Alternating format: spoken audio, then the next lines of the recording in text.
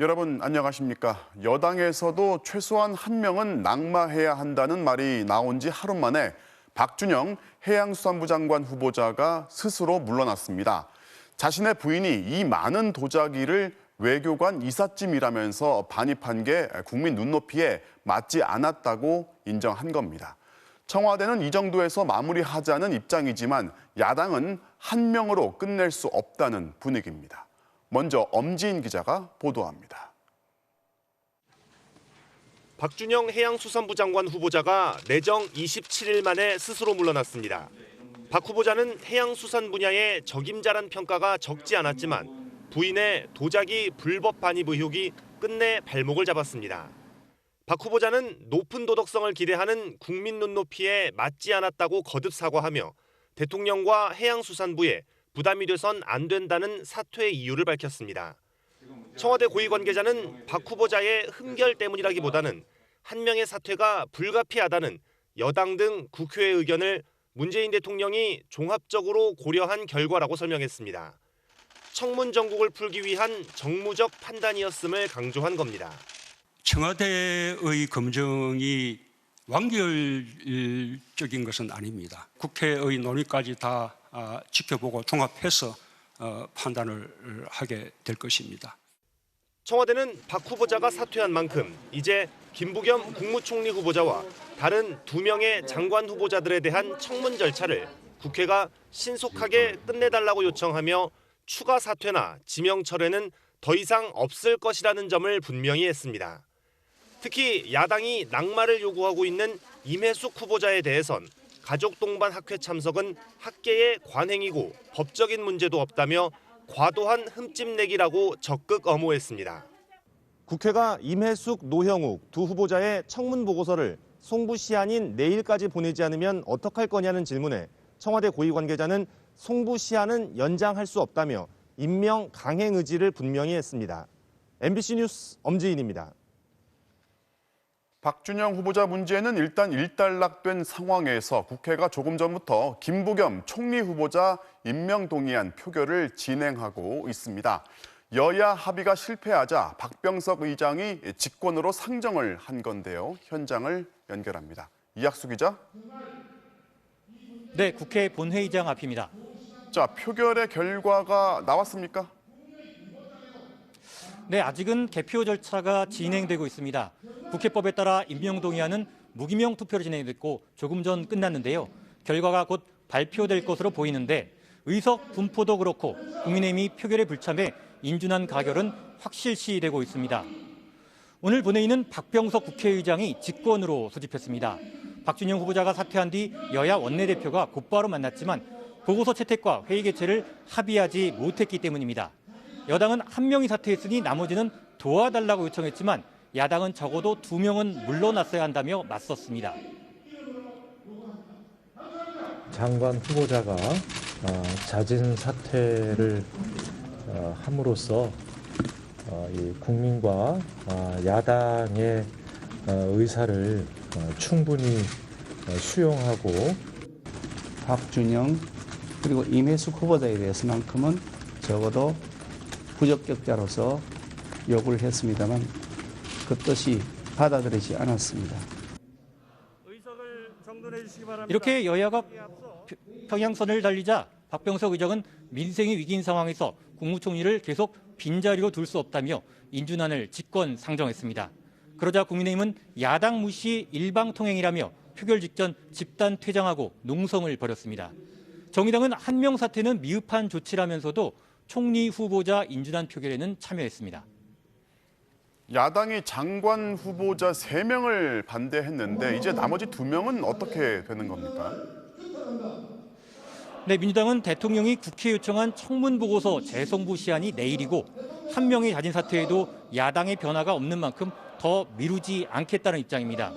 본회의가 끝나면 즉각 해당 상임위를 열 예정인데 노형욱, 임혜숙 두 후보자에 대한 여당의 단독 청문 보고서 채택 가능성이 높아 보입니다. 이럴 경우 문 대통령은 김부겸 총리 후보자와 나머지 2 후보자를 내일 임명할 텐데 국민의힘은 내일 아침 청와대 앞 의원총회를 예고하고 있어 당분간 전국 경색이 예상됩니다. 지금까지 국회에서 MBC 뉴스 이학수입니다. 검찰이 어제 조직의 2인자 이성윤 서울중앙지검장을 재판에 넘겼습니다. 김학의 전 차관 출국 금지 사건을 수사하는 과정에 부당한 압력을 행사했다는 혐의죠. 그런데 당시 법무부나 검찰 내 지휘 라인에서 역시 수사팀에 부당한 압력을 행사했다고 의심받는 고위검사 3명은 공수처로 넘겼습니다. 이게 어떤 의미를 갖는지 이재욱 기자가 보도합니다. 검찰은 지난 2019년 안양지청에 김학의 전 법무차관 출국 금지에 위법성 수사를 멈추라는 압력이 전달된 게 두 갈래였던 걸로 결론냈습니다. 이성윤 당시 대검 반부패 강력부장은 배용원 당시 안양지청 차장에게 전화했고 윤대진 당시 법무부 검찰국장은 동기인 이현철 당시 안양지청장에게 전화를 걸었다는 겁니다. 이른바 외압 의혹에 검찰과 법무부의 고위직 4명이 등장하는 겁니다. 하지만 검찰은 이 중 이성윤 지검장만 재판에 넘기고 나머지 3명의 사건은 고위공직자 범죄수사처로 넘겼습니다.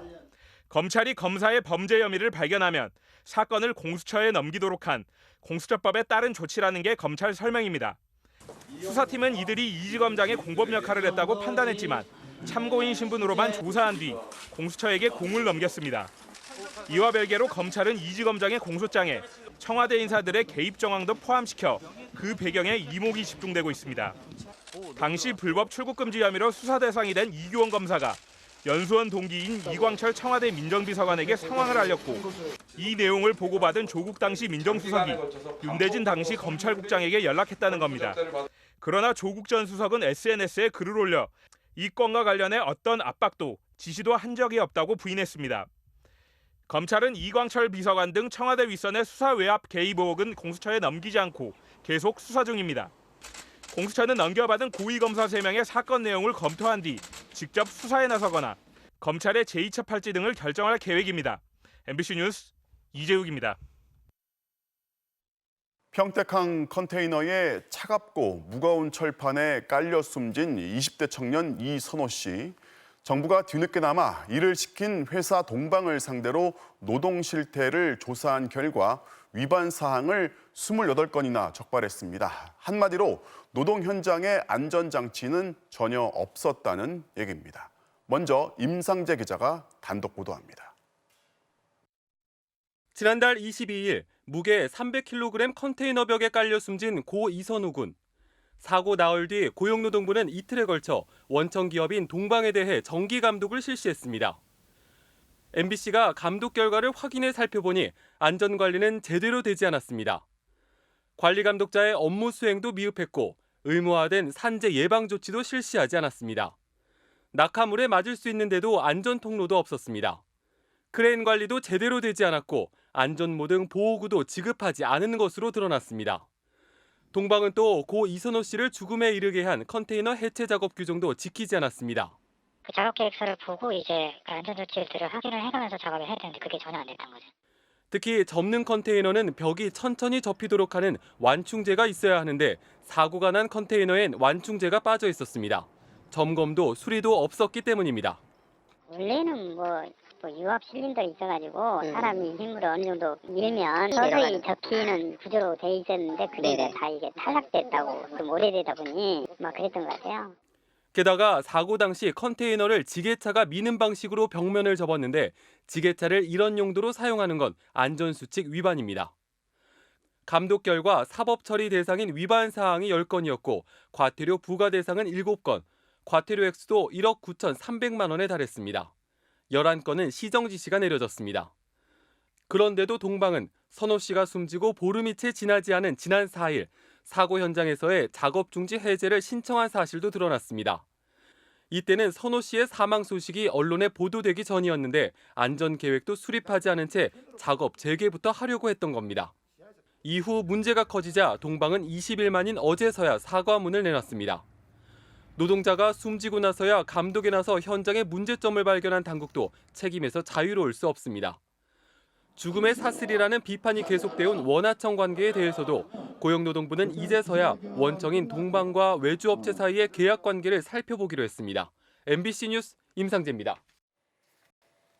네, 오늘 이선호 씨 빈소에는 문재인 대통령이 직접 와서 조문을 했고 지금은 이 씨를 추모하는 행사가 진행 중입니다. 현장을 연결합니다. 자, 정상빈 기자, 지금도 추모제가 진행되고 있습니까? 네, 침통한 분위기 속에 1시간 동안 진행됐던 추모제는 아직도 이어지고 있습니다. 고 이선호 씨의 유가족과 동료, 노동단체 관계자들을 비롯해 100여 명 가까이 모였습니다. 주최 측은 컨테이너 한쪽 벽에 깔려 숨진 이 씨를 추모하기 위해 컨테이너를 본딴 조형물을 준비했는데요. 이 조형물에 꽃을 꽂으면서 행사는 마무리될 예정입니다.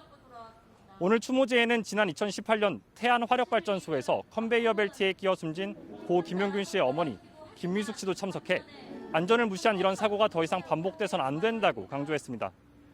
특히 어린 자식을 잃은 아픔이 얼마나 큰지 너무나 잘 알고 있다며 유가족을 위로했습니다. 선호 씨와 비슷한 나이의 청년 노동자는 추모 편지를 읽었습니다. 위험한 작업에 안전조치도 없이 내몰리는 일이 많다며 이 씨의 죽음이 남의 일이 아니라고 했습니다. 고 이선호 씨의 아버지는 아들의 생전 모습을 추억하며 함께 추모해주는 시민들에게 감사를 표했습니다. 다시는 이런 사고가 없어야 한다며 포기하지 않겠다고 했습니다. 오후엔 문재인 대통령이 이 씨의 빈소를 찾아 유가족을 위로하기도 했습니다. 문 대통령은 노동자 안전, 걱정 없는 나라를 약속했는데 송구스럽다면서 안전한 나라를 만들기 위해 노력하겠다고 말했습니다. 지금까지 서울고용노동청 앞에서 MBC 뉴스 정상빈입니다. 전두환을 중심으로 한 신군부 세력이 권력 장악을 노렸던 1980년, 계엄 해제를 요구하는 목소리가 전국에 울려 퍼졌습니다. 5월 18일 피해 일요일이 닥치기 직전 광주에선 5월 14일부터 사흘 동안 민족 민주화 성회가 평화적으로 열렸습니다.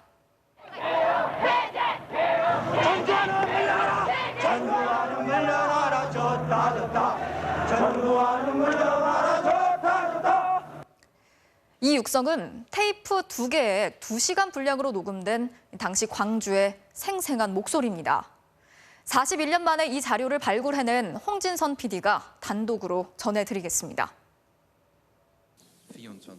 1980년 5월 14일 5.18 민주화운동의 도화선이 되었던 민족 민주화 성회가 시작됐습니다.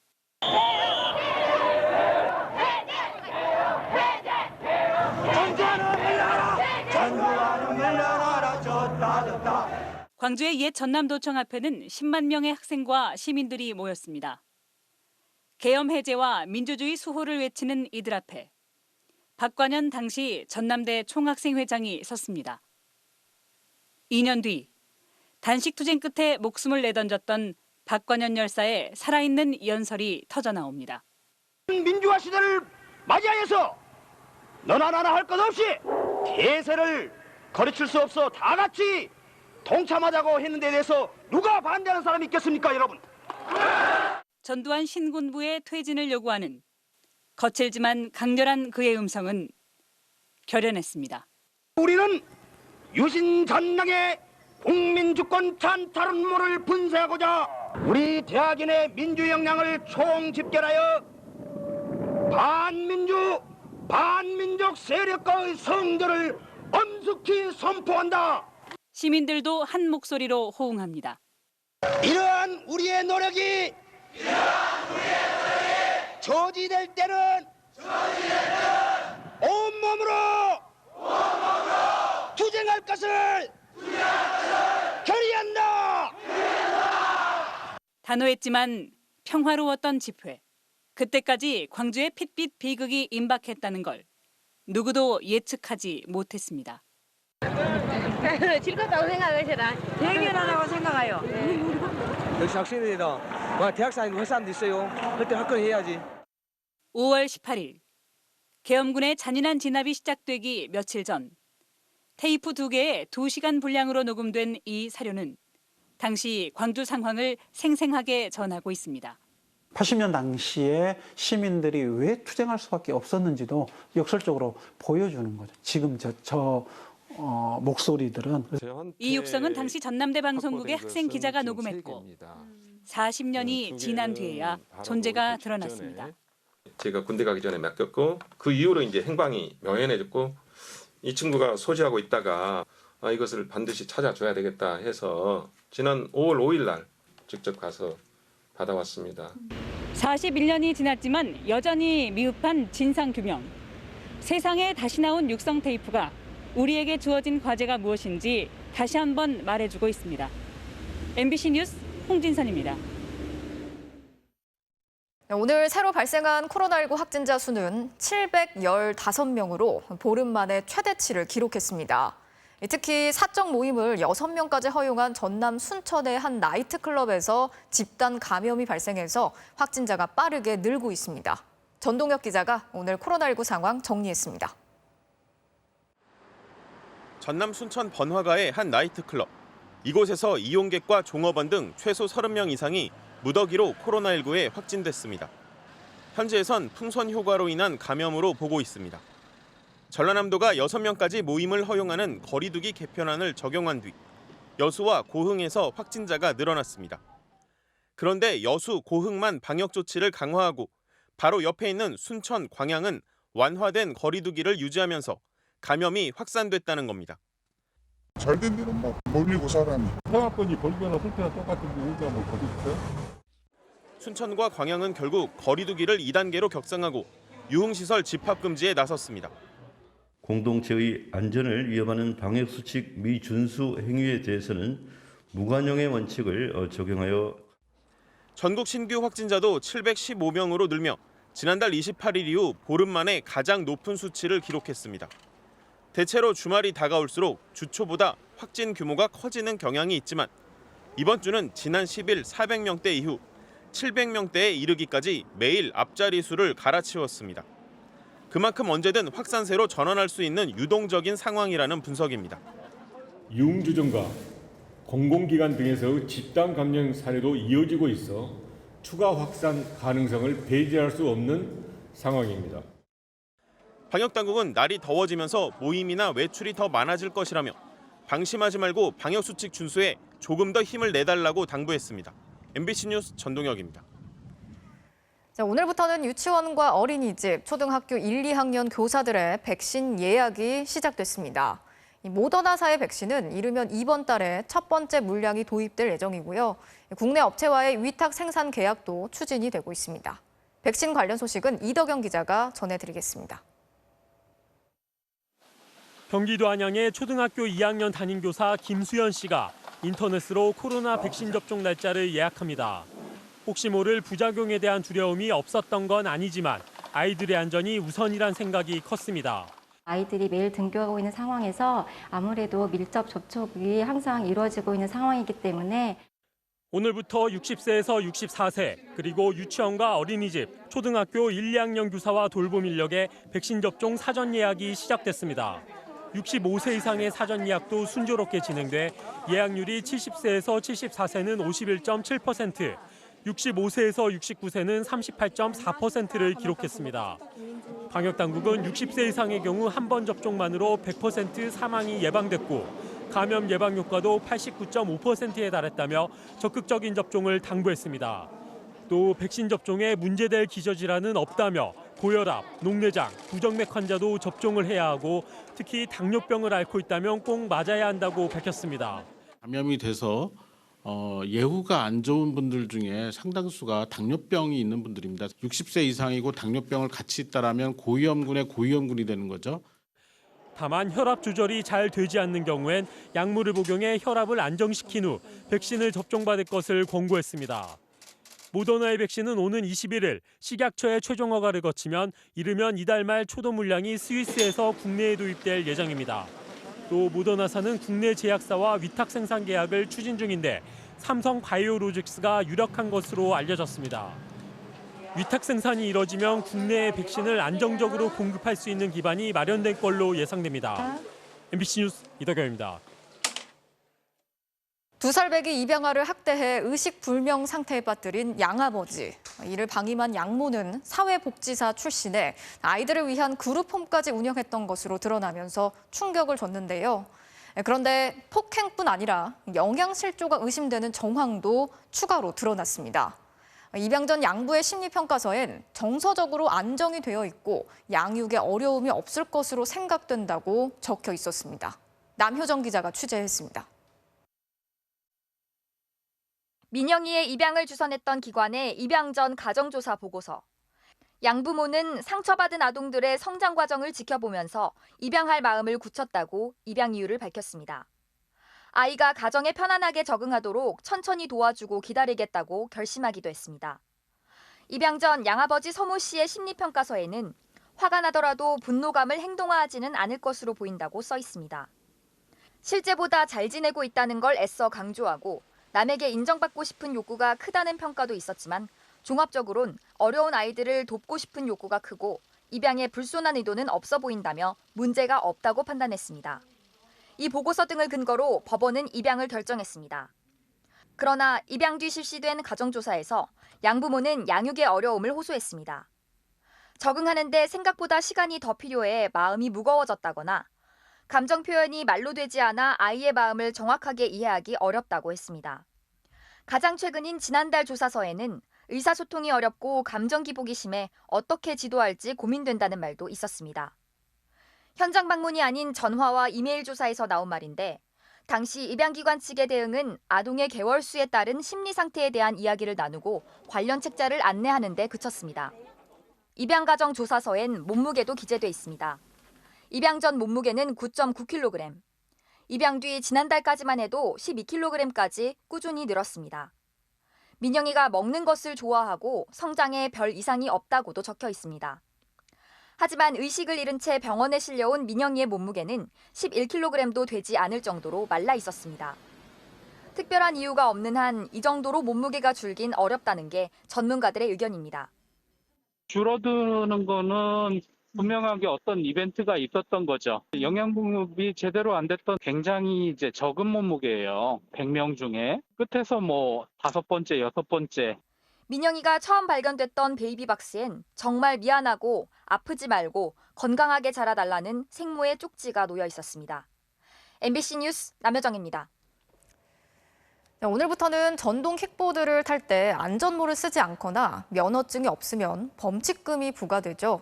하지만 여전히 안전모를 쓰지 않은 사람들, 또 2명이서 킥보드를 함께 타는 모습도 곳곳에서 볼 수 있었습니다.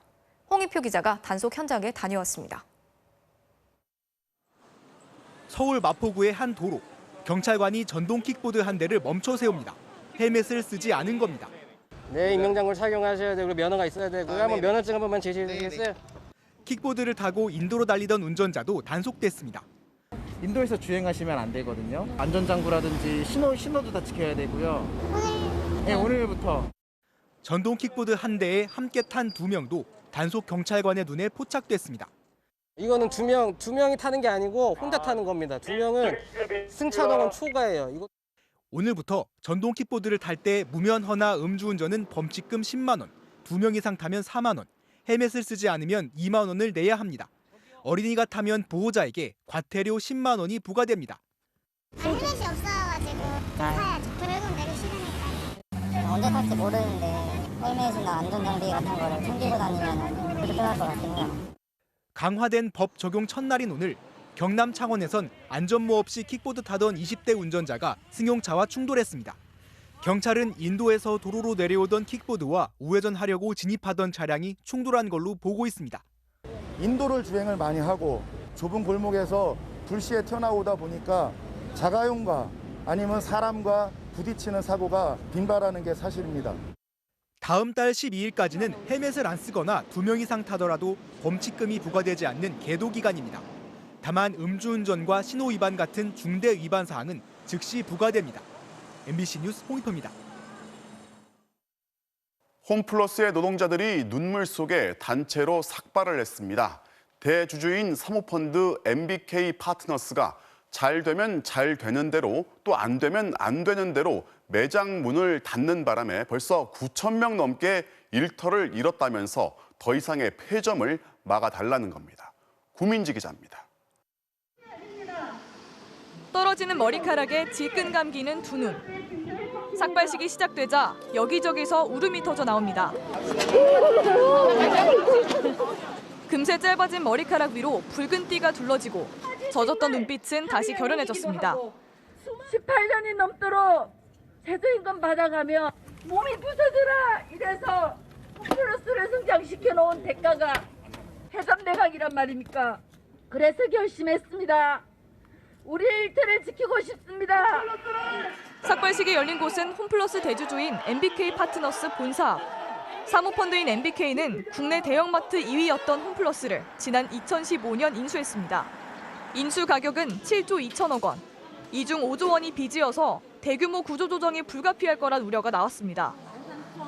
우려는 곧 현실이 됐습니다. 노조는 지난 2016년 1.6%였던 순이익률이 2년이 지난 뒤 마이너스로 돌아섰고 작년부터는 폐업을 전제로 매장들을 매각해오고 있다고 주장합니다. 실제 MBK는 지난 3월 부산 지역 매출 1위인 가양점 매각을 발표했고 안산점과 대전 둔산점을 포함해 모두 4곳이 폐업을 했거나 폐업을 앞두고 있습니다. 이 같은 매각으로 MBK는 3조 5천억 원의 차익을 얻은 반면 9천 명의 일자리가 흔들리게 됐다는 게 노조의 주장입니다. 그러면서 이른바 매각 먹튀를 정부가 막아야 한다고 요구하고 있습니다. 홈플러스를 온전히 지속 성장 가능하게 경영해달라고 수차례 절절하게 요구했음에도 불구하고 아무런 답이 없었고, 이에 대해 홈플러스 측은 매장 매각으로 얻은 수익은 온라인 사업 강화에 쓰고 있으며 구조조정은 없다고 반박했습니다. 하지만 노조는 MBK가 투자금 환수 목적으로 매각을 진행하고 있고 매각 이후엔 일방적으로 다른 지역으로 인력을 배치하고 있어 사실상 해고와 마찬가지라고 주장했습니다. 우리 홈플러스 노동자들은 유통기한 지난 상품이 아닙니다. 이들은 폐점 매각 중단과 고용 보장을 촉구하며 투쟁을 이어나가겠다고 밝혔습니다. MBC 뉴스 구민지입니다. 붙이면 흉터가 사라지고 바르면 살이 빠진다는 제품 광고를 보셨을 겁니다. 알고 보면 관리하는 정도의 기능일 뿐인데 마치 효과 좋은 치료제로 포장한 허위 과장 광고가 무더기로 적발됐습니다. 박진주 기자가 보도합니다. 상처에 붙이는 수분 밴드 광고입니다. 얼굴에 난 깊은 상처와 수술 자국에 밴드를 붙이면 흉터가 없어진다고 광고합니다. 여드름 흉터나 물집 같은 거 있으면은 커버해주고 이런 걸로 알고 있어요. 병원에 가서 뭐 이렇게 하거나 하는 것보다는 이게 간편하니까. 그런데 식품의약품안전처는 거짓 과대 광고로 판정했습니다. 수분 밴드는 상처의 추가 감염을 막는 정도의 기능을 할 뿐 흉터까지 없애준다는 건 허위 정보라는 겁니다. 흉터를 보호하고 관리하는 용도로 이제 허가가 된 의료기기들인데 치료제로 생각할 수 있을 만큼으로 광고하면 절대 안 되고, 팔뚝이나 뱃살에 바르면 체온이 올라가 지방이 분해된다거나 특허 성분이 진피층까지 흡수돼 살이 빠진다고 광고하는 다이어트 화장품도 있습니다. 열심히 운동을 해주고 식이요법을 지켜줘도 쉽게 해결이 안 되더라고요. 크림을 허벅지에 발라서 지방 감소에도 매우 효과를 보았습니다.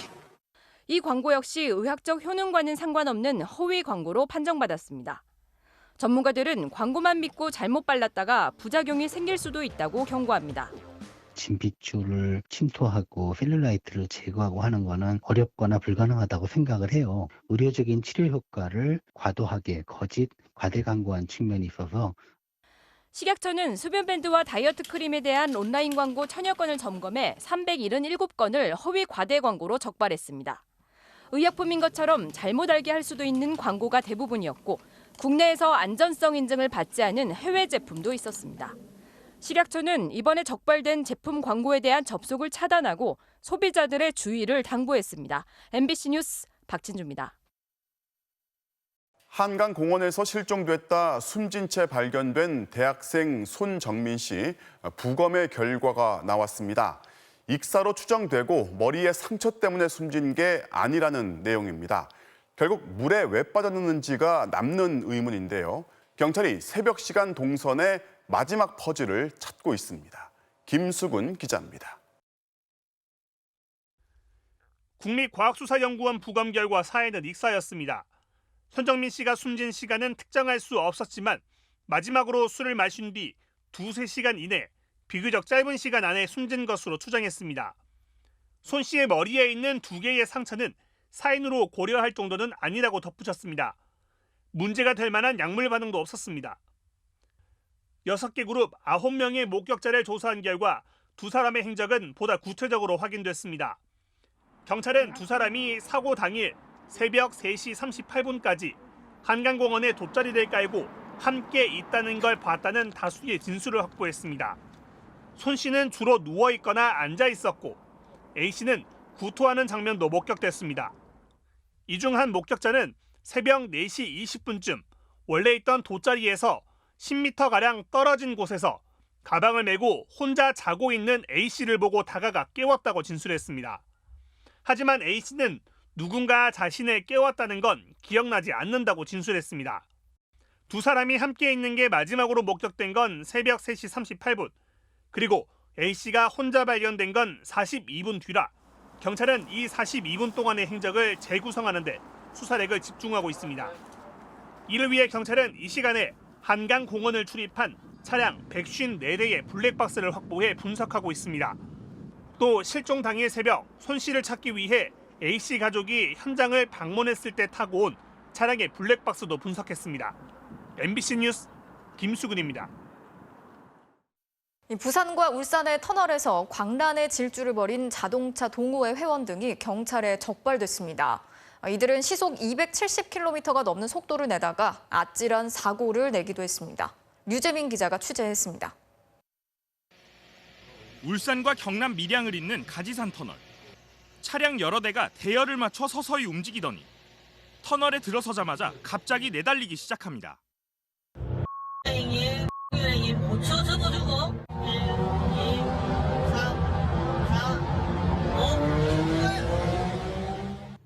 시속 180km에서 출발한 차량. 속도를 무려 시속 272km까지 끌어올립니다.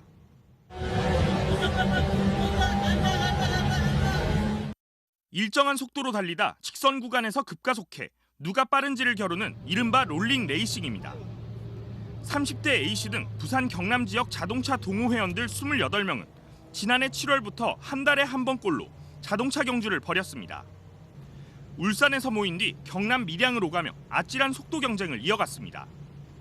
광란의 질주를 즐긴 건 동호회원뿐만은 아니었습니다. 부산 기장군의 한 터널. 먼저 치고 나가는 검은색 차량. 다른 승용차가 뒤따라 내달립니다. 잠시 뒤 맹렬히 뒤를 쫓던 한 대가 터널벽을 들이받더니 뒤집어집니다. 지인들끼리 불법 경주를 벌이다 사고가 난 겁니다. 경찰에 적발된 이들은 주로 고급 외제차를 소유한 회사원과 차량 정비사 등으로 20대부터 40대까지 연령대는 다양했습니다.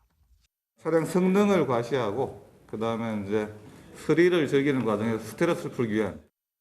경찰은 불법 경주를 한 32명을 도로교통법 위반 혐의로 검찰에 송치하고 운전면허 40일 정지 처분을 내렸습니다. MBC 뉴스 유재민입니다. 한 달 전 발생한 경기도 남양주 주상복합 건물 화재 조사 결과 건물의 설계와 소방시설 모두 엉터리였던 것으로 드러났습니다. 그런데도 건설사는 수사가 끝날 때까지 보상을 할 수 없다고 버티고 있어서 주민들은 한 달째 텐트 생활을 하고 있습니다. 지윤수 기자가 취재했습니다. 지난달 10일 거대한 화염에 휩싸였던 남양주 주상복합 건물. 국과수 감식 결과 불은 1층 중식당 가스레인지에서 시작됐습니다. 스프링클러와 연결된 물탱크엔 물이 65%나 남아 있었습니다. 제대로 작동이 안 됐다는 얘기입니다. 1층 상가 방화 쇼터는 감지기 전선이 불에 타버리는 황당한 이유로 내려오지 않았습니다. 천장이 뚫린 필로티 구조의 주차장도 불이 빨리 번진 원인이 됐습니다. 설계부터 소방시설까지 건물 자체의 문제가 여실히 드러났지만 그 피해는 고스란히 주민들 몫이 됐습니다. 아파트 동호수가 붙어있는 텐트 14개가 건물 앞에 세워져 있습니다. 화재로 갈 곳 잃은 주민들이 임시로 지내고 있는 곳입니다. 가정생활이 완전히 무너진 상태입니다. 다 뿔뿔이 흩어져서 아이는 친척집에, 엄마는 경로당에, 아빠는 텐트에 흩어져서 생활하고 있고. 한 주민의 집에 가봤습니다. 집안 전체가 시꺼멓게 그을려 쓸 수 있는 가구나 가전제품이 거의 없습니다. 식기세척기 안에 있던 그릇까지 시커멓고 식탁 위 분지는 칼로 긁어야 겨우 벗겨집니다. 다른 집들도 비슷한 상황. 아무리 환기를 해도 냄새와 분지는 여전합니다. 1시간 이상 집에 있는 것 자체가 힘듭니다. 아이 키우는 사람 입장에서는 아이의 건강이 가장 우선적으로 우려가 되고 있고요. 이렇게 당장 살 수 없는 집은 50여 세대. 건설사가 인정한 청소조차 불가능한 집도 27가구에 달합니다. 대피소가 부족해 다른 아파트 경로당까지 빌렸는데 코로나 때문에 여기서도 텐트 생활을 해야 합니다. 겉에서 보고 불이 안 붙었기 때문에 피해가 없다라고 생각하시는 부분이 있어요. 실질적으로 피해도 많고 마음의 피해는 훨씬 많습니다. 이런데도 건설사가 지금까지 지급한 거라곤 숙식비 명목으로 하루 12만 원씩, 최대 22일치 240만 원이 전부입니다. 그러면서 같은 건물에 빈집으로 들어가면 이사비는 주겠다고 했습니다. 이삿짐을 옮긴다는 게 이사 비용이에요. 근데 옮길 게 없고 그럼 빈몸으로 가는 것도 이사 비용인가요? 화재 감식 결과가 나오면 피해 보상을 결정하겠다던 건설사는 오늘 감식 결과가 나오자 이번엔 경찰 수사가 끝날 때까지 기다려봐야 한다고 말을 바꿨습니다. MBC 뉴스 지윤수입니다. 성범죄 전력이 있는 20대 남성이 전자발찌를 끊고 도망을 쳤다가 3시간 만에 검거가 됐는데 알고 보니까 성폭행을 저지르고 도주를 했던 거였습니다. 그런데 경찰은 이 내용은 쏙 빼놓고 검거 사실만 발표했습니다. 현지호 기자가 단독 취재했습니다. 어제 낮 1시 부산 도시철도 광안역. 경찰관들이 한 남성을 불러세워 신원을 확인하려 하더니 갑자기 몸싸움이 시작됩니다. 경찰관 2명이 달려들어 남성을 제압합니다. 3시간 전 전자발찌를 끊고 달아났던 성범죄 전과자였습니다. 내 사람이 위에서 누르고 이 사람 밑에서 발버둥을 치니까 힘줄 있는 사람이 과음도 질렀고 주위 사람들도 좀 놀라는 반응이 있었고. 경찰은 오전 10시 법무부로부터 A씨가 전자발찌를 훼손했다는 연락을 받고 3시간 만에 검거했다고 언론에 알렸습니다. 그런데 MBC 취재 결과 A씨는 이날 오전 성범죄를 저지른 뒤 도주 중이었던 것으로 확인됐습니다. A씨는 오전 7시 반쯤 자신이 사는 동래구의 한 주택에 가스배관을 타고 침입해 흉기로 여성을 위협하고 성폭행한 뒤 도주했습니다. 피해자는 곧바로 경찰에 신고했습니다. 경찰이 이 사실을 인지한 시각은 오전 8시 15분. A씨는 오전 10시 해운대구에서 전자발찌를 끊었고 3시간 뒤 붙잡혔습니다. 법무부 신고로 수색에 착수했다는 경찰의 공식 발표와 달리 이미 성폭행범 수배령을 내렸던 겁니다. 10시 4분 정도 그때로 알고 있습니다. 관제센터에서 경보가 발생이 되면 경찰 112랑 지역기관 보호관찰소로 이제 바로 통보가 갑니다. 문제는 A씨가 출소한 뒤로 줄곧 경찰 관리 대상에 올라 있었던 겁니다. A씨는 이미 과거에도 2차례나 주택에 침입해 여성을 흉기로 위협해 성폭행하려 한 혐의로 실형을 선고받았습니다. 지난해 출소해 2030년까지 전자발찌 부착 명령을 받았는데 관리가 느슨한 사이 똑같은 수법으로 범행을 저질렀던 겁니다. 경찰은 A씨에 대해 성폭행과 전자발찌 훼손 등의 혐의로 구속영장을 신청할 예정입니다. MBC 뉴스 현지호입니다. 지난 몇 달 동안 비트코인 띄우기에 앞장섰던 테슬라의 일론 머스크. 이번엔 테슬라 자동차를 살 때 비트코인을 받지 않겠다고 선언을 하면서 또다시 가상화폐 시장이 출렁였습니다. 투자자들의 비난도 쏟아지고 있습니다. 임소정 기자가 전해드리겠습니다. 지난 1월 일론 머스크는 자신의 트위터에 비트코인을 적었습니다. 비트코인 가격은 하루 만에 20% 뛰었습니다. 3월엔 테슬라를 살 때 비트코인을 받겠다고 했습니다. 머스크의 띄우기에 비트코인은 2달 새 약 3,600만 원에서 한때 약 7,700만 원까지 올랐습니다. 그런 머스크가 돌연 입장을 바꿔 테슬라 결제에 비트코인을 받지 않겠다고 선언한 겁니다. 비트코인은 한때 15% 넘게 폭락했습니다. 다른 가상화폐들도 덩달아 하락했습니다. 불과 며칠 전에도 그의 말 한마디에 시장이 출렁였습니다. 최근 머스크는 도지코인을 연일 띄우고 있는데 I'm excited for my Mother's Day gift. I just hope it's not Dogecoin. It is. 이 방송에서 도지코인은 사기라고 한 그의 농담 한마디에 가격이 30% 넘게 급락한 겁니다. 머스크의 변덕에 투자자들은 시장 조작을 일삼는 거짓말쟁이, 테슬라 구매를 중단하겠다 등 비난을 쏟아내고 있습니다. 머스크는 자기를 지금 브랜딩하고 있는 거예요. 그 이미지에서 얻을 수 있는 부수적인 이익들을 노리는 것 같은데요. 사람의 한마디 한마디에 인생이 좌지우지할 수도 있는 거거든요. 머스크가 비트코인을 안 받겠다고 한 이유에 대해서도 비판이 일고 있습니다. 그는 비트코인을 채굴할 때 전기를 너무 많이 써 환경에 악영향을 미친다며 에너지를 덜 쓰는 다른 가상화폐를 찾고 있다고 말했습니다. 그동안 눈 감아온 환경 문제에 대한 사내외 압박이 있었을 거란 분석과 함께 환경 문제는 핑계일 뿐 또 다른 가상화폐를 띄우려는 것 아니냐는 비판도 나오고 있습니다. MBC 뉴스 임소정입니다. 한 지방자치단체 산하기관의 직원들이 근무표까지 짜서 기관장의 점심 수행을 도맡고 있습니다.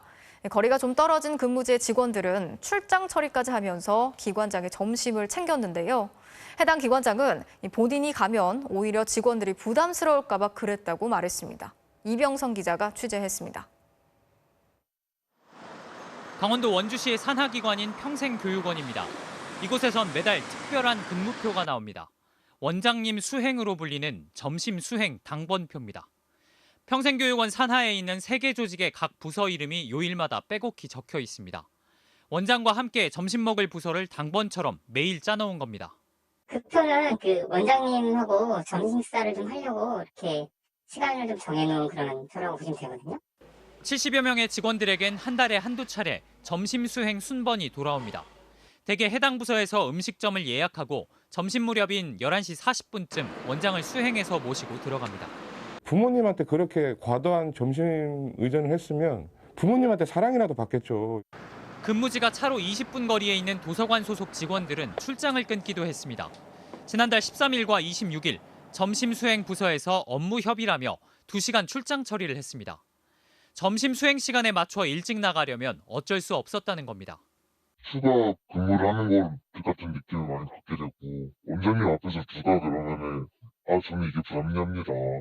불만이 많습니다라고 그 말을 할 수가 있겠어요. 지난 1월 부임한 평생교육원장은 부서만 지정했을 뿐 점심에 참여할 직원은 부서에서 알아서 결정했다고 해명했습니다. 또 원장이 직접 직원들을 만나러 가면 오히려 부담을 주는 것 아니냐고 말했습니다. 좀 뭐 불합리하다니까? 내 생각에는 매일 간다고 생각하면 그러면 직원들이 점심 먹으러 이제 오면 부담감을 가질 거 아닙니까? 취재가 시작되자 평생교육원은 이른바 점심 수행을 곧바로 중단했습니다. 하지만 일부 부서에선 제보자를 색출하겠다는 움직임도 나오고 있어서 논란은 계속되고 있습니다. MBC 뉴스 이병선입니다. 인천의 한 노래주점 업주에게 살해된 40대 남성이 112에 신고를 한 직후에 숨진 것으로 드러났습니다. 하지만 경찰은 신고를 받고도 출동을 하지 않았고 심지어 실종 접수 일주일이 되도록 장소조차 특정하지 못했던 것으로 확인됐습니다. 김건휘 기자가 취재했습니다.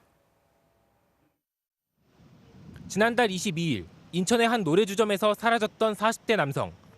어제 저녁 인천 부평구 철마산 기슭에서 훼손된 시신으로 발견됐습니다. 실종 20일 만입니다. 사망 추정 시간은 지난달 22일 새벽 2시 6분에서 24분 사이. 이때는 숨진 남성이 노래주점 업주와 술값 문제로 다투고 112 신고를 한 직후입니다.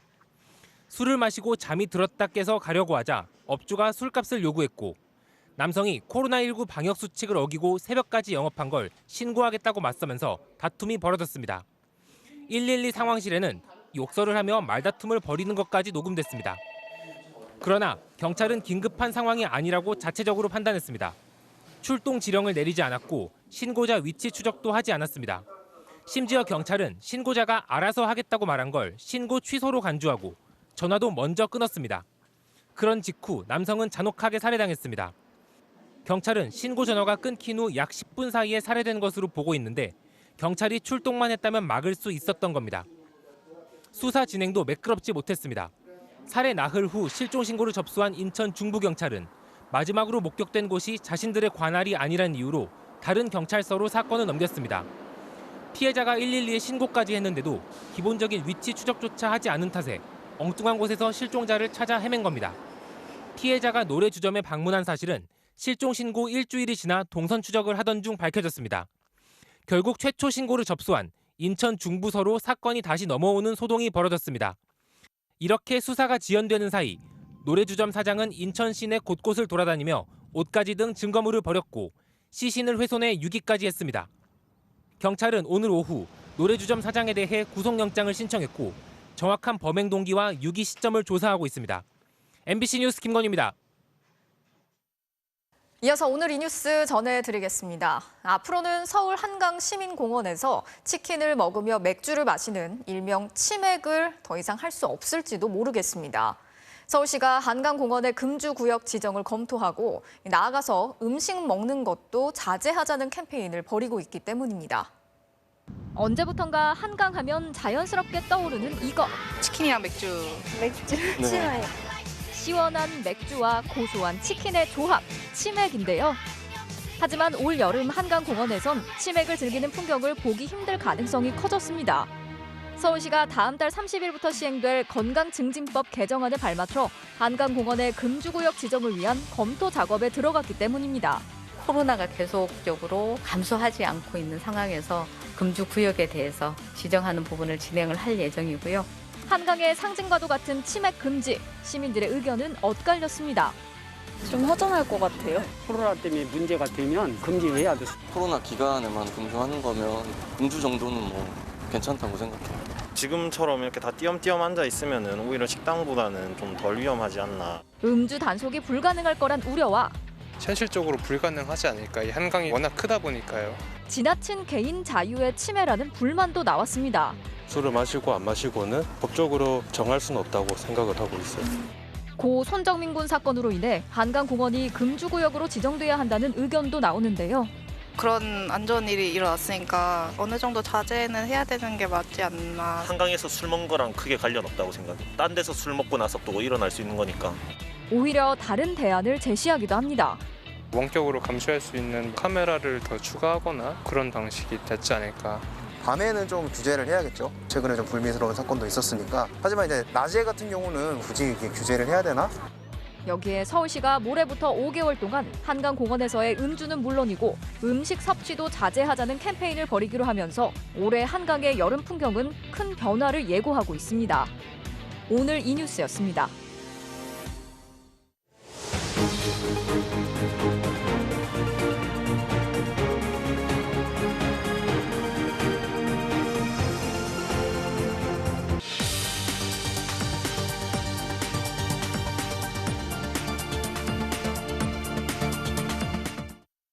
얼마 전 미국이 반도체 패권을 되찾겠다고 선언했죠. 한국도 반도체 전쟁에 본격적으로 뛰어들었는데요.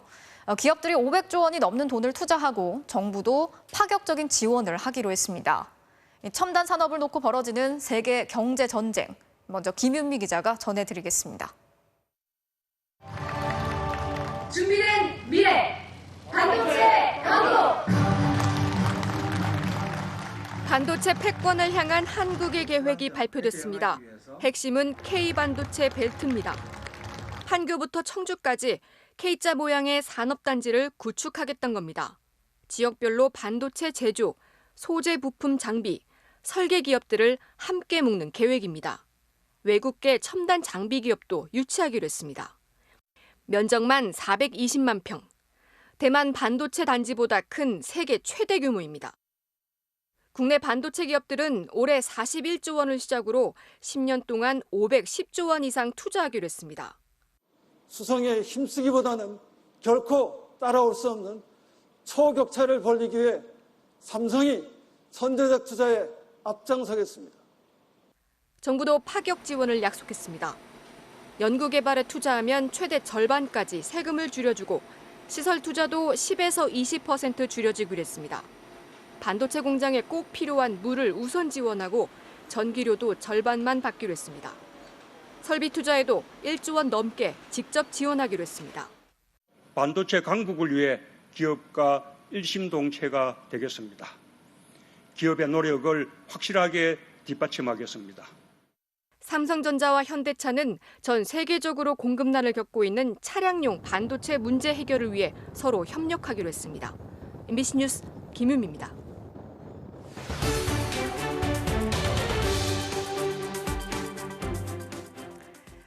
자, 이제 반도체 공급망 확보가 국가 안보 문제가 돼버릴 만큼 반도체는 전략 무기가 됐습니다.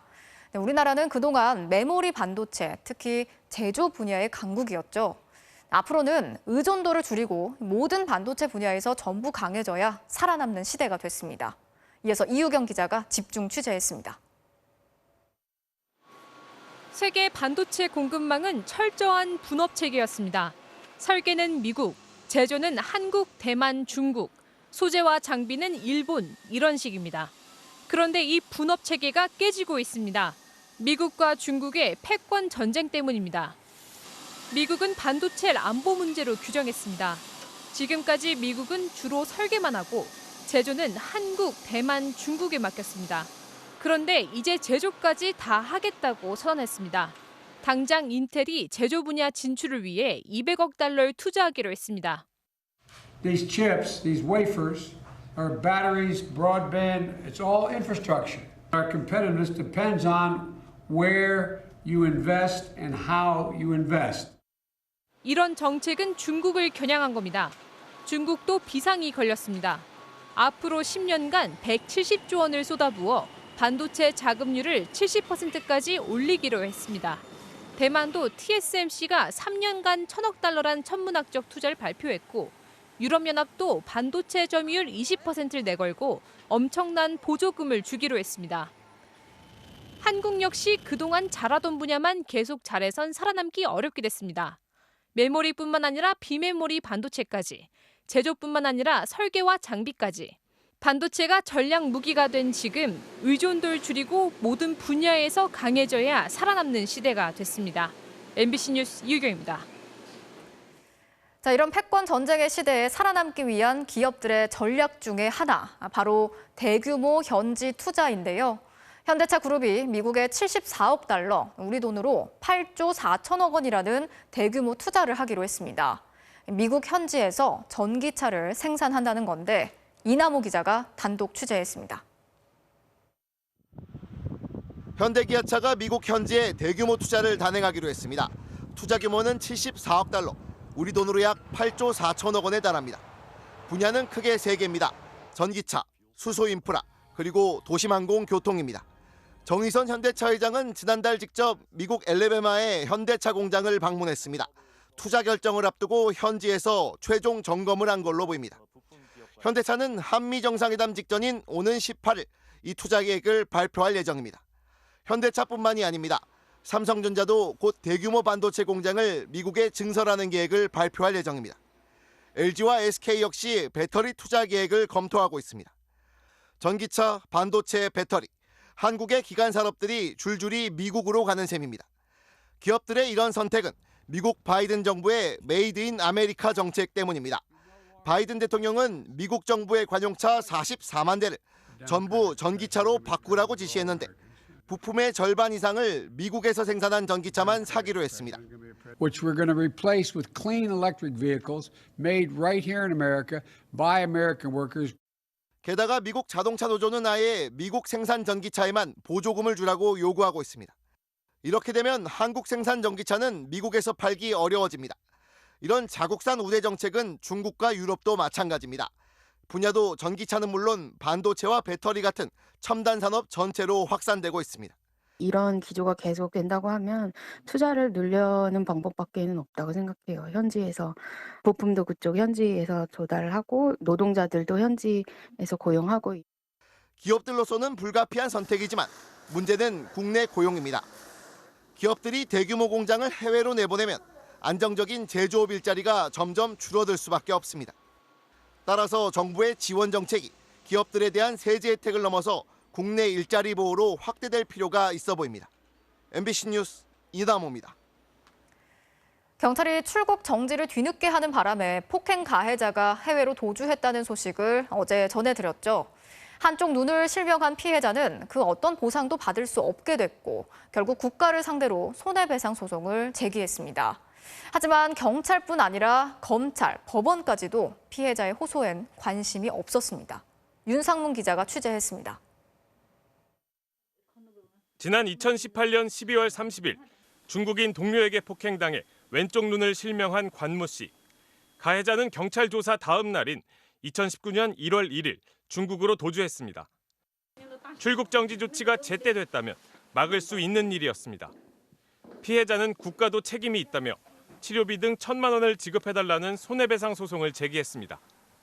재판 과정에서 경찰은 12월 31일에 출국 정지 요청을 했다고 반박했습니다.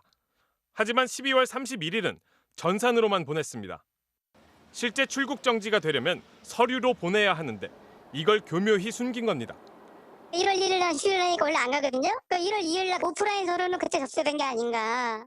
재판에서는 이 같은 내용이 전혀 밝혀지지 않았습니다. 검찰이 개인정보 보호 등을 이유로 법원의 기록 제출 명령을 거부했기 때문입니다. 본인들한테 불리한 거는 제출하지 않겠다는 거죠. 인적사항 같은 거는 기본적으로 삭제해서 제공하면 되는 것이지 재판부에서도 이거 제출해야 되는 거 아니냐 다시 했어야죠. 피해자의 호소를 외면한 건 법원도 마찬가지였습니다. 법원은 실명으로 인한 피해를 따져보겠다며 병원 4곳에 신체 감정을 의뢰했습니다. 그런데 결과가 나오지도 않았는데 그냥 패소 판결을 내려버렸습니다. 왜 패소한 건지 알려주지도 않았습니다. 피고 행위와 손해 사이의 상당 인과관계를 인정할 증거가 없다. 판결문에 적힌 건 단 2줄 뿐이었습니다. 황당했죠. 이런 판결문이라면 지금 우리 아이가 늦둥이가 초등학교 1학년입니다. 우리 늦둥이 초등학교 1학년을 판사시키도 다 해먹습니다. 아니 이유가 없는 판결문은 2년간의 긴 싸움 끝에 얻은 건 2줄짜리 패소 판결문. 몸도 마음도 갈수록 상해가고 있지만 피해자는 항소장을 제출했습니다. MBC 뉴스 윤상문입니다. 부동산 정책 기조가 흔들릴 수 있다면서 민주당 안팎에서 이 종부세 완화를 두고 신중론이 나왔는데 다시 검토하기로 했습니다. 김진표 부동산 특위위원장이 현재 9억 원인 종부세 기준을 12억 원으로 올리는 방안을 언급했는데 논란이 예상됩니다. 나세영 기자입니다. 민주당 김진표 부동산 특위위원장이 비공개 회의에서 1주택자 종부세 부과 기준을 현재 9억 원에서 12억 원으로 완화할 필요성을 언급했다고 복수의 회의 참석자들이 전했습니다. 집값 상승으로 서울의 경우 종부세 부과 대상 주택이 전체의 16%까지 늘어 일부 고가주택 소유자를 규제한다는 당초 취지와 맞지 않다는 이유에서였습니다. 1가구 1주택자들의 실수요 거래를 가로막는 세제상의 여러 가지 문제들 이런 것들도 아주 정교하고 면밀하게 검토해서 투기 수요를 자극하지 않는 한도 내에서 생애 최초 주택 구입자 등 무주택자 대상 대출 규제를 대폭 완화하고 1주택자 재산세 감면 상한선도 6억 원에서 9억 원으로 높이는 안도 검토 대상입니다. 하지만 종부세 완화에 대해선 투기 수요 억제라는 부동산 정책 기조가 흔들릴 수 있다는 우려 때문에 당 안팎에선 물론 청와대에서도 여전히 부정적입니다. 종부세 부분은 조금 더 이제 신중을 해야 될 부분이라고 보고 있고요. 과세 형평성 측면에서도 같이 또 강한 고려가 있어야 될 것이라고 봅니다. 일괄적인 대출 규제 대폭 완화에 대해서도 당내 신중론이 나오고 있습니다. 서울 아파트 10억짜리를 영끌로 사면서 대출 규제가 문제라는 2030 우린 주로 어떤 청년들을 만나고 있습니까? 부동산 대책 보완이냐 기조 전환이냐 다시 논란이 예상되는 가운데 민주당은 재산세와 종부세 등이 매겨지는 다음 달 1일 전에 정부와 협의해 조정된 안을 마련할 계획입니다. MBC 뉴스 나세웅입니다. 미국에서는 일주일 전 온라인 해킹으로 미국에서 가장 긴 송유관이 가동을 중단했습니다. 그 바람에 주유소 탱크는 바닥나고 있고 기름값은 그 반대로 치솟고 있습니다. 소비자들은 어떻게든 기름을 넣으려고 전쟁을 치르고 있습니다. 김정원 기자가 보도합니다. 미국 노스캐롤라이나의 한 주유소 앞에 차들이 길게 늘어서 있습니다. 재고가 바닥나기 전 미리 기름을 채우려는 사람들이 몰려든 겁니다. Not being able to get to work on time or just running out of gas in the middle of the road. 순서를 다투다 접촉 사고가 났고 남녀 운전자는 서로 침을 뱉고 주먹을 휘두르며 몸싸움을 벌입니다. 곳곳에서 벌어진 주유 전쟁으로 주유소 천여 곳은 기름이 동났습니다. 주유기마다 판매 중지 문구가 새겨진 노란색 비닐봉지를 씌웠습니다. We don't have no more. We was at 3,000 gallons. We don't have no gallons. 지난 7일 해킹 공격을 받아 가동이 중지된 콜로니얼 송유관은 텍사스에서 뉴저지까지 8,850km를 연결하고 있습니다. 하루 공급량만 250만 배럴, 동부 해안 일대 석유 공급의 45%를 책임지고 있습니다. 공급 부족으로 휘발유 평균 가격은 갤런당 3달러를 넘어서며 7년 만에 최고치를 기록했습니다. A $2.99 gas station, which is a mile away, came back through here. It's $5.99. 미국 정부는 공급이 곧 정상화될 거라며 사재기를 자제해달라고 요청했고 바가지 요금으로 폭리를 취하는 주유소엔 강력 대응하겠다고 경고했습니다. We will have no tolerance for price gouging. Consumers to report any price gouging. 콜로니얼 측도 송유관 재가동을 시작했다고 밝혔지만 완전 정상화까지는 며칠이 더 걸릴 것으로 예상됩니다. 최근 생필품 가격이 크게 올라 인플레이션 우려가 커진 상황에서 휘발유 가격마저 치솟자 코로나 직격탄을 맞은 미국 경제 회복에 걸림돌이 될 수 있다는 전망이 나오고 있습니다. MBC 뉴스 김정원입니다. 미국에서는 기름값만 오른 게 아닙니다. 지난달 물가 상승률이 발표됐는데 13년 만에 최고치입니다. 급격한 물가 상승, 즉 인플레이션 우려에다 특히 금리도 오를 수 있다는 전망이 나오면서 미국은 물론 국내 금융시장도 요동을 쳤습니다. 노경진 기자가 보도합니다. 어젯밤 발표된 미국 4월 물가 상승률은 4.2%. 예상치를 뛰어넘었습니다. 뉴욕 나스닥 지수는 2.7%나 빠졌습니다.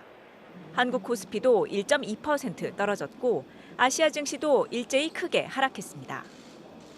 전 세계적으로 인플레이션에 대한 우려가 커지고 있습니다. 철강, 나무, 석유 같은 원자재 가격이 일제히 오르고 있습니다. 한국도 4월 물가 상승률이 2.3%로 거의 4년 만에 가장 컸습니다. 미국 국채 금리도 연일 치솟고 있습니다. 제닛 옐런 미국 재무장관은 지난주에 경기 과열에 대비해 금리를 올려야 할지 모른다고 말했습니다. 미국이나 우리나 지금 물가 상승 압력이 너무 높기 때문에 금리를 인상하는 시기가 이제 하반기 정도 또는 늦어도 내년 초 정도는 올 것 같아요. 지금 코로나19 때문에 돈이 너무 많이 풀려 있거든요.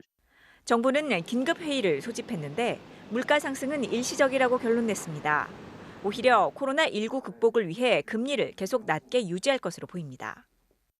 내수 회복세가 좀 미약하다는 점에서 통화 정책은 적어도 당분간은 좀 완화적인 기조로 가면 좋겠다 이런 의견을 제시했습니다. 하지만 만약 미국이 금리를 올리면 우리도 금리 인상이 불가피합니다. 현재 한국의 기준금리는 0.5%로 사상 최저입니다. 금리가 1%포인트만 높아져도 가계가 부담해야 할 이자는 12조 원이 늘어납니다. 저금리로 부풀어 오른 증시, 부동산, 그리고 가상화폐 시장까지 지금이 바로 충격에 대비해야 할 때인지도 모릅니다. MBC 뉴스 노경진입니다.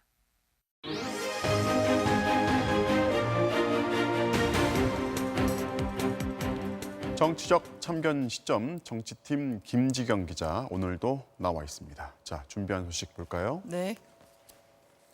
흘러간 물 803만 올라대 철부지들 뒷산만 다녀인데 국민의힘 당대표 선거에 나온 신구 세대가 여러 비유법을 이용해서 충돌을 했어요. 네, 오늘 초선 가운데 처음으로 김웅 의원이 당대표 출마를 선언했는데요. 네. 예상했던 것처럼 세대 교체를 앞세웠습니다. 먼저 들어보시죠. 네.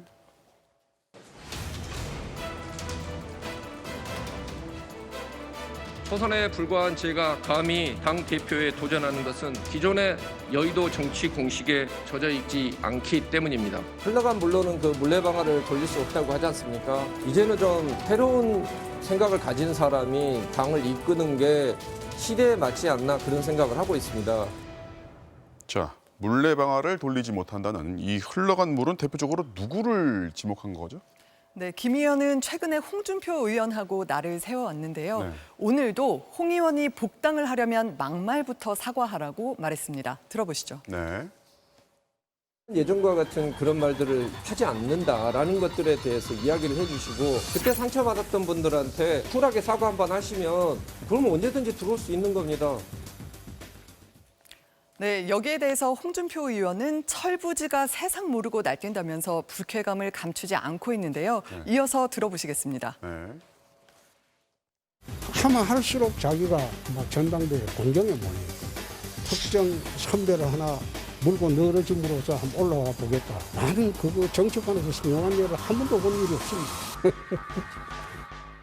자, 이제 30대 이준석 전 최고위원도 출마를 할 것 같은데 공격 대상이 김웅 의원하고는 좀 다른 것 같아요.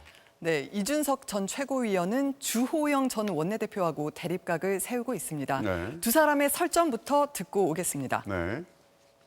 에베레스트를 원정하려면 동네 비산만 다녀서는 안 되고 대선이라는 큰 전쟁을 직접 경험해보지 않은 채 그냥 폼만 가지고 하겠다는 것은 가진 게 그밖에 없냐. 경험이나 이런 걸 언급하기보다는 비전을 갖고 승부해야 되는 거 아니냐. 뭐 에베레스트니 뭐니 이런 거는 그냥 아저씨들이 하는 얘기고. 네, 동네 뒷산만 다녀서 경험이 없다는 공격에 대해서 주호영 전 원내대표는 803만 5번 올랐다. 그러니까 대구에서만 5번 당선됐다. 이렇게 반격하기도 했습니다. 자, 이제 말에 거침이 없는데 그러다가 이제 막말을 했다는 비판을 받고 있어요. 네, 윤석열 전 검찰총장을 소고기로 비유한 게 막말 논란에 휩싸였는데요. 먼저 들어보시죠. 네. 외국에서 수입해가지고 한 6개월 키우다 잡으면 국내산 유구고요. 아하. 완전 밖에 잡아가지고 갖고 오면 그거는 외국산 소고기예요. 안철수 대표든 윤석열 총장이든 야권 단일 후보가 되고 싶으시면은 적어도 국내산 유구는 드시라. 네, 다시 말해서 국민의힘에 들어와서 6개월 정도는 함께 해야 당원들이 도울 수 있다는 겁니다. 이 말을 듣고 정진석 의원이 영입 대상을 소고기에 비유하지 말라 이렇게 지적했는데요. 네. 이 전 최고위원은 지지율이 높다고 윤 전 총장 눈치를 살펴서 표현까지 자제해야 하냐 이렇게 반박했습니다. 자, 초선 의원 또 그리고 30대 후보의 당권 도전 네. 가능성이 어느 정도죠? 이준석, 김웅 후보가 상위권을 기록한 여론조사도 지금 나오고 있어서요. 네. 끝까지 지켜봐야 할 것 같습니다.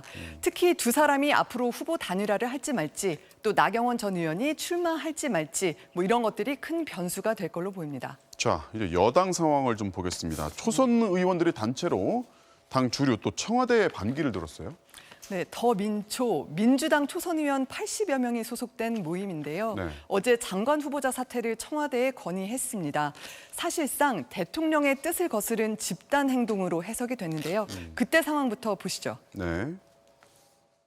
야당에서 반대한다고 해서 저는 검증 실패라고 생각하지 않습니다.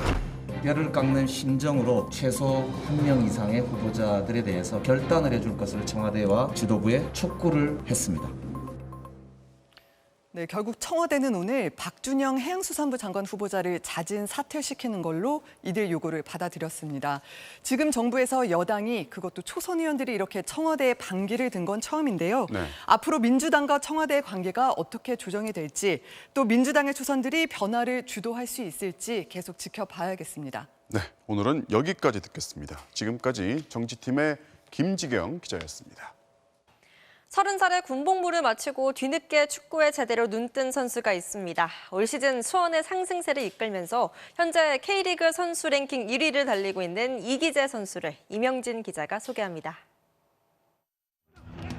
0대 2로 끌려가다 후반에만 내리 3골을 터뜨리며 이적같이 경기를 뒤집은 수원.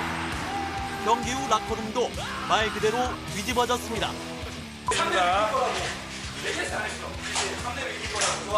역시.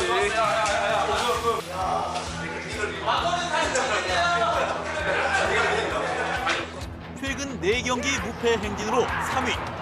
요즘 무서운 상승세인 수원에서 가장 자주 불리는 이름은 바로 이 선수입니다. 이구일 선수가 그런 단들이 나오지 않나. 기재 형이 거의 만들어줬다고 해도 될 만큼. He's been on top form this year. To me, the best left back in Korea. 측면 수비수인데도 벌써 3골에 도움 3개. 이기재의 활약은 보이는 수치 이상입니다. 올 시즌 도입된 K리그 선수 랭킹도 당당히 1위. K리그 전 구단, 전 포지션을 통틀어 현재 가장 가치가 높은 선수라는 겁니다. 다른 팀들보다 좀 더 많이 뛰는 그런 게 내 몸가짐을 잘하면 뭐 충분히 할 수 있다는 생각이 들었습니다. 사회복무요원 신분으로 K3에서 뛰면서 나이 30에 축구에 다시 눈을 떴다는 이기재. 여기서 뛰는 게 한 달 하고 좀 더 남았는데 저도 이제 수원에 복귀해서 또 열심히 하도록 하겠습니다. 군대를 가서 좀 여유 있게 플레이하다 보니까 거기서 좀 느낀 것 같아요. 그래서 마음이 편해야 좀 플레이가 잘 나온다는 거예요. K리그에서 가장 뜨거운 왼발로 떠오르며 수원의 명가 부활을 이끌고 있습니다. MBC 뉴스 이명재입니다. 국내 현역 최고의 3점 슈터는 누구일까요? 문경은 우지원으로 대표되던 3점 슈터 계보를 한층 업그레이드된 실력으로 이어받은 전성현 선수를 손장훈 기자가 만났습니다. 올 시즌 정규리그 석점슛 1위 전성현. 플레이오프에서도 고감도 석점프로 인삼공사의 10전 전승 우승을 이끌었습니다. 전성현의 석점슛은 특별합니다. 장거리 석점포로 유명했던 람보 슈터 문경은 감독을 능가할 정도로 먼 거리에서도 깨끗한 폼으로 꽂아넣습니다. 10개 써서 8개, 9개도 넣은 적 있고 문경 선배님이랑 이름을 제가 옆에 붙인다는 것 자체가 너무 영광스럽고 실제로 중앙선 근처에서 던지는 이른바 로고슛의 정확도는 어떨까? 동료 변준영의 스텝백 석점슛과 겨뤄봤습니다. 사장님 먼저 싸요 그럼. 너 기가 죽잖아.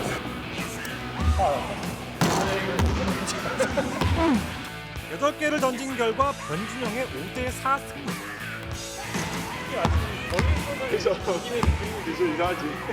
그래도 엄청난 비거리와 정교함은 동료들에게 부러움의 대상입니다.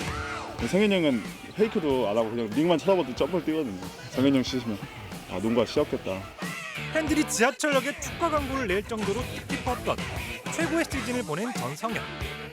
내년은 10개 차이로 놓친 한 시즌 최다 석점 기대에 도전할 계획입니다.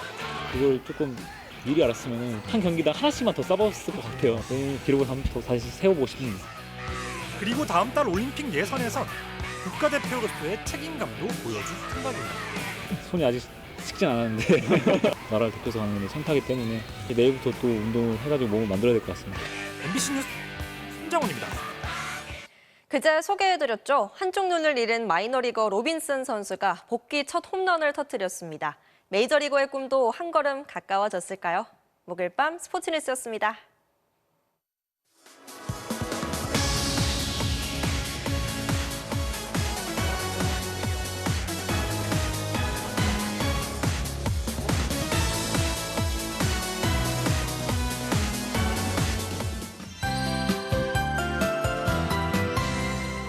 다가올 여름의 예고편이라도 보여주는 걸까요? 오늘 서울 등 대부분 지방이 올 들어 가장 더웠습니다.